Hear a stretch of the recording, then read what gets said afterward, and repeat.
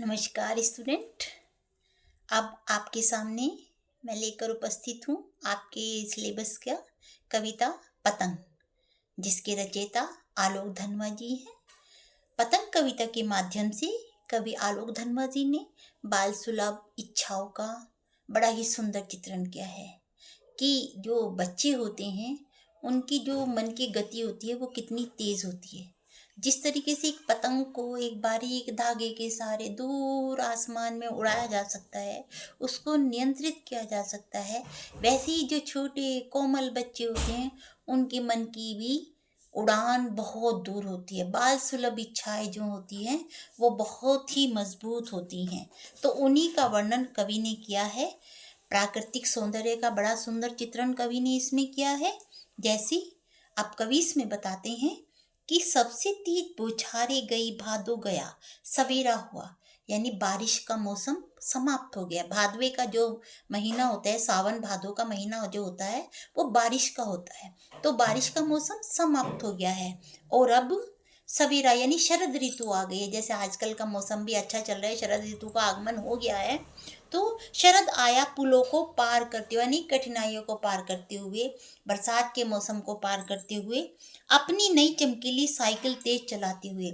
शरद ऋतु की जो चमकीली धूप है वो ऐसी लगती है जैसे बच्चा नई नई साइकिल को, चमकीली साइकिल को बजाता है घंटी बजाते हुए जोर जोर से। तो ऐसे सूरज का जो रोशनी है वो लगती है जैसे बीच बीच में हमें घंटी बज रही हो, घंटी चमकती है ना साइकिल पे, और जोर जोर से सबका ध्यान अपनी ओर आकर्षित करती हूँ, क्योंकि लोगों को धूप का आकर्षण शरद ऋतु में होता है। वो धूप में बैठना पसंद करते हैं, आना पसंद करते हैं। चमकीले इशारों से बुलाती हुई पतंग उड़ाने वाले बच्चों के झुंड को। ऐसा लगता है कि प्रकृति भी बच्चों का सानिध्य चाहती है, वो भी बच्चों को बुलाना चाहती है और उनको निमंत्रण देती है कि आए और बाहर खेलें। तो इस तरीके से पतंग कविता के माध्यम से प्रकृति का वर्णन कवि ने किया है। जन्म से ही वे अपने साथ लाते हैं कपास। जन्म से ही बच्चे कपास यानी रुई रुई की तरह मुलायम होते हैं।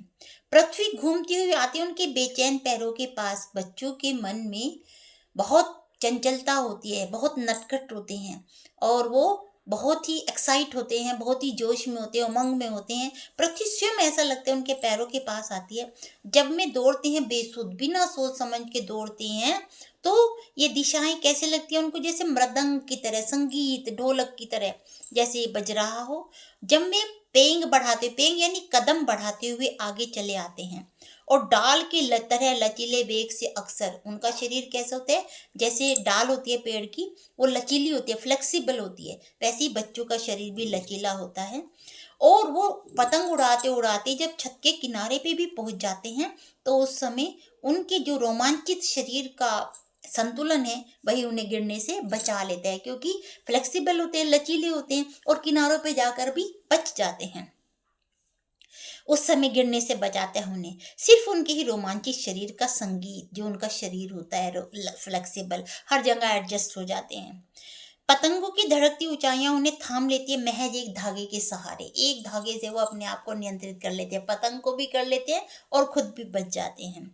पतंगों के साथ साथ में भी उड़ रहे हैं अपने रंध्रों के सहारे। ऐसा लगता है दूर गगन में तो पतंग उड़ रही है, लेकिन अपने रंध्रों यानी आंखों के छिद्रों के द्वारा बच्चे भी ऊपर ऊपर जहां जहां पतंगे वहीं वहीं में भी उड़ रहे हैं। उनके भी मन की जो ऊंचाई है वो वहीं तक छू रही है। तो ऐसे बच्चों का लग रहा है कि वो भी पतंग के साथ उड़ रहे हैं। तो बच्चों, ये जो बच्चों का पतंग का वर्णन कवि ने किया है इसमें, कि जैसे बच्चों की कोमल भावनाओं का प्रतीक है ये पतंग, इसलिए पतंग के साथ बच्चों का अटूट संबंध है। असीम आकाश में उड़ती हुई जो पतंग है, जैसे हिलोरे लेती है कभी ऊपर कभी नीचे, वैसे ही बच्चों का मन भी हिलोरे लेता है। और ऐसा लगता है कि बच्चे पल भर में कुछ सोचते हैं, पल भर में कुछ और एक काम खत्म होता है दूसरे में लग जाते हैं। बच्चे पतंग के साथ तन मन से जुड़ जाते हैं। उनमें पतंगों को उड़ाते हुए उनमें इतना डूब जाते हैं कि वे अपने आप को भी भूल जाते हैं। ये खुरदुरी जो सड़क है ये भी उन्हें मुलायम लगती है, छत के कोने भी उन्हें बचा लेते हैं और छत भी ऐसा लगता है जैसे कोमल माँ की गोद की जैसे हो गई हो। इस प्रकार बच्चों की उड़ान का पतंग की उड़ान से गहरा संबंध है, क्योंकि जो आज बच्चा है भविष्य में जाकर वो कितनी ऊंचाइयों को छुएगा इसका अनुमान हम और आप नहीं लगा सकते। वो तो आपकी क्षमताएं हैं बच्चों, जो आपको कहीं से कहीं पहुंचा जाएंगी। तो इस तरीके से पतंग कविता के माध्यम से कवि आलोक धनवा जी ने बाल मन की सुलभ भावनाओं का जो चित्रण किया है वो बहुत ही सुंदर है बच्चों।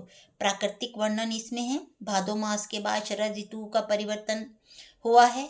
लाल सूर्य का प्रकाश आसमान में छा गया है और वो जो सूर्य का प्रकाश है वो सब में उमंग और उत्साह का संचार करता है, सब में वो भर देता है, क्योंकि बरसात में थोड़ा थोड़ा नमी सी होती है तो कार्य की गति इतनी तेज नहीं हो पाती।